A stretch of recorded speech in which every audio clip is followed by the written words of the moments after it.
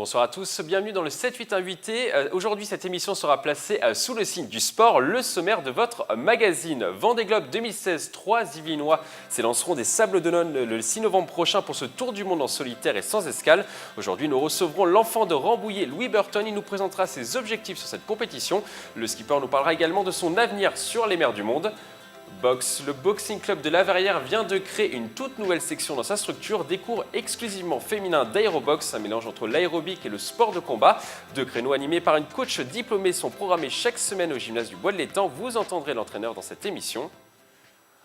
On prend tout de suite le large pour parler du Vendée Globe 2016. Le départ sera donné des Sables d'Olonne le 6 novembre prochain. Le Rambolitain Louis Burton participera à cette épreuve à bord de Bureau Vallée. Nous avons la chance de recevoir le skipper sur ce plateau, dans ce 7-8 invité, avec le directeur de la communication et du développement de Bureau Vallée, Thierry Grimont-Pré. Bonsoir messieurs. Bonsoir. Alors Bonsoir. On va tout de suite rentrer dans le vif du sujet. Le 6 novembre, ça sera le départ du Vendée Globe.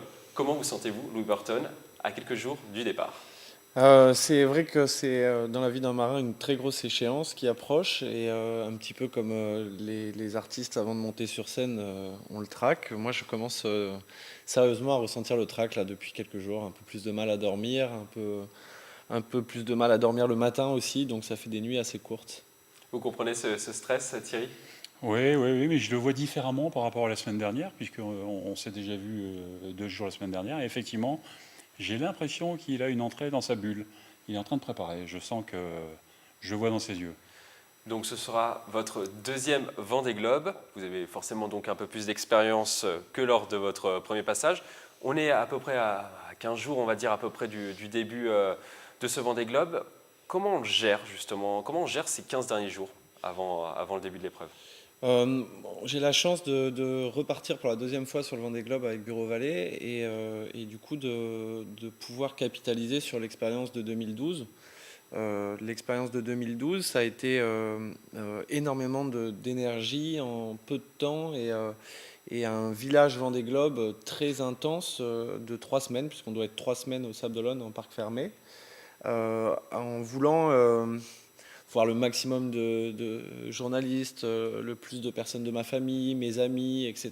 Et en fait, j'étais resté pendant les 3 semaines au Sable et j'étais arrivé sur la ligne de départ complètement crevé. Donc on a décidé cette année de faire une première semaine très chargée, très intensive, une deuxième un petit peu moins. C'est d'ailleurs pour ça qu'on peut être ici sur le plateau de TV Phil. Donc là, je me repose un petit peu et puis à partir de dimanche, à nouveau un programme très chargé où on a condensé les contrôles sécu, beaucoup de médias et puis les obligations de la course, quoi. Donc voilà, on essaye d'être un petit peu en repos et en même temps de se concentrer dans la course. Il faut éviter peut-être quelques jours avant les sorties médiatiques ou pas du tout? C'est pas votre philosophie? Non, le fait est qu'en course au large, on est très attendu médiatiquement sur ces périodes d'avant-course et sur les courses. D'une part, c'est pas désagréable, c'est fatigant, c'est intense, mais c'est pas désagréable. Et on est quand même avant tout là aussi pour partager avec le public, les fans, etc. Donc non, on a fait un petit break au milieu de ces 3 semaines, mais on a eu une première semaine très chargée et la dernière semaine s'annonce particulièrement intense avec des journées entre 8 et 12 heures, dont une grosse partie pour les médias. Thierry, il y a une recette miracle pour préparer la compétition ou pas du tout? Il faut savoir s'entourer. Il faut être avec des gens qu'on aime. Il faut cette expérience qu'il a vécue déjà il y a 4 ans et qui avait été extrêmement stressante puisqu'on était quand même sur le tard. Et je pense que les 4 années qui viennent de s'écouler ont professionnalisé Louis et j'ai discuté un peu avec ses équipiers. C'est extraordinaire la sérénité qui règne au sein du bateau, quoi. Le sponsor Bureau Vallée accompagne également Louis Burton en dehors de la course pour préparer cet événement? On est omniprésent. De toute façon, c'est une histoire, il sourit, c'est une histoire d'amitié au départ. Et on ne s'est pas quitté, quoi. Je pense qu'il n'y a pas une journée où on ne s'appelle pas au téléphone, que ce soit avec nous, avec notre PDG Bruno Perrol. Et on est très proche, en fait. S'il a mal à la tête, on le sait. S'il y a un truc qui ne fonctionne pas, on le sait. Voilà, il y a une très très grande connivence. Et à quel moment on se dit on va soutenir ce skipper? À quel moment? En fait, c'est vraiment le hasard. En fait, ça s'est passé en 2010. On avait un tout petit peu mis un petit autocollant sur un autre bateau d'un autre skipper. Et en fait, c'est une histoire d'amitié entre le père de Louis Michel Burton et Bruno Perrol, notre PDG, puisqu'ils travaillaient ensemble professionnellement. Et je me souviendrai toujours de cette histoire. Un vendredi après-midi, comité directeur chez Bureau Vallée. Et Bruno Perrol me dit, il faut que tu ailles rencontrer Louis Burton et son père. Ils ont un projet, il faut que tu vois.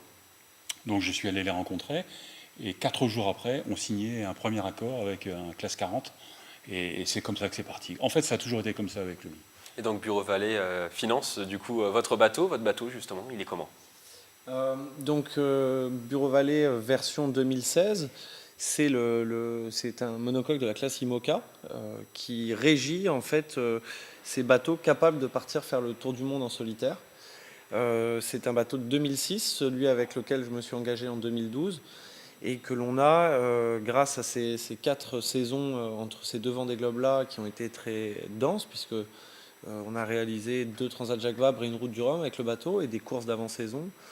On a travaillé les 3 premières saisons sur la performance en tant que telle, vraiment pour améliorer la machine, avec les moyens qui étaient les nôtres, en changeant, en réfléchissant, en travaillant sur les équilibres.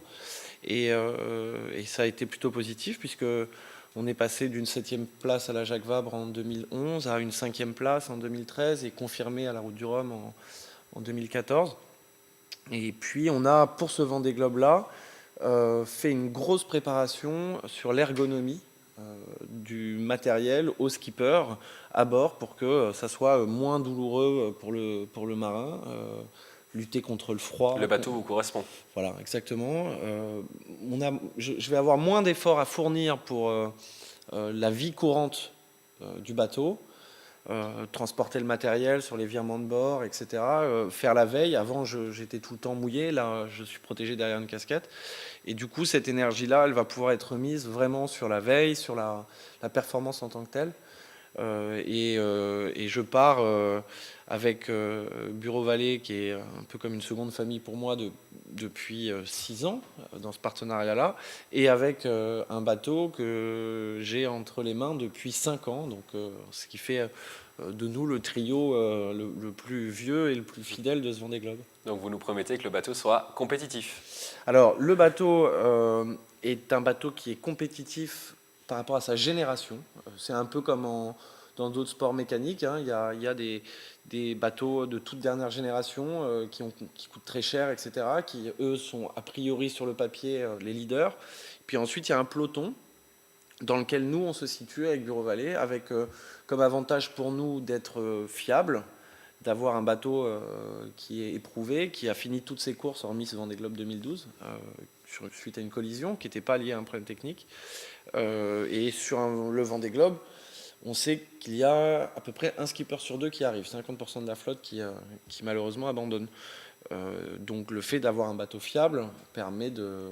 Vous avez abandonné d'ailleurs sur la dernière édition. Ouais, sur la dernière édition, mais alors sur une collision. Sur une collision. Et on a aussi beaucoup de coureurs qui abandonnent sur des casses techniques. Et nous, on a vraiment souhaité travailler sur cette partie-là pour mettre tous ces problèmes-là de côté dans la mesure du possible.